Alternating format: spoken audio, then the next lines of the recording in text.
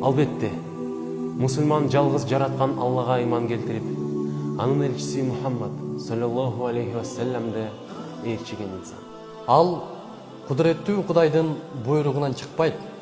Ар дайым жакшылык жасоого далаалат кылып, жаман иштерди кылуудан этият кылат. Анын туу туткан үлгүсү сүйүктүү пайгамбарыбыз Мухаммад жана анын сахабалары. Ал кандай жашаса, дал ошондой өмүр сүрүүгө аракет кылышат. Ал ата-энесин урматтап, алардын камын көрөт. Жада калсаларга уф деген сөздү да оор көрөт.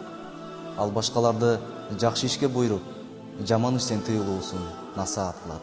Пайгамбарыбыз хадисинде момундун иши таң калыштуу, башына балия келсе сабыр кылат, ал эми жакшылык келсе шүгүр кылат деп момунга суктанган. Мусульман кошунасына зыян көрсөтпөйт. Ал коногун жакшы сыйлайт. Эгерде ал сүйлөсө, акыйкатты сүйлөйт, же унчукпайт. Мусулман билим алууну парзы деп түшүнөт. Ал ата мекенин жанынан да артык көрөт. Мусулман башкалар тууралуу бүдөмүк жана шектүү ойлордон алыс болуп, алар жөнүндө жакшы ойдо болууга аракет кылат. Кайсы бир адам башкаларга зыян бербесе, муну ошону биз чыныгы момун дейбиз.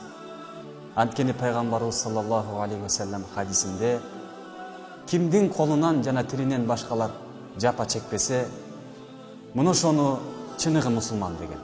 Ал муктаждарга ар дайым жардам берет. Анткени бул иш үчүн ал Аллахтан сөзсүз сыйлык аларын ал жакшы түшүнөт. Анын колунда болсо жакырларга кайрымдуулук кылат. Анткени берген кол алган колдон артык деген пайгамбарыбыз саллаллаху алейхи вассаламдын осуятына амал кылат.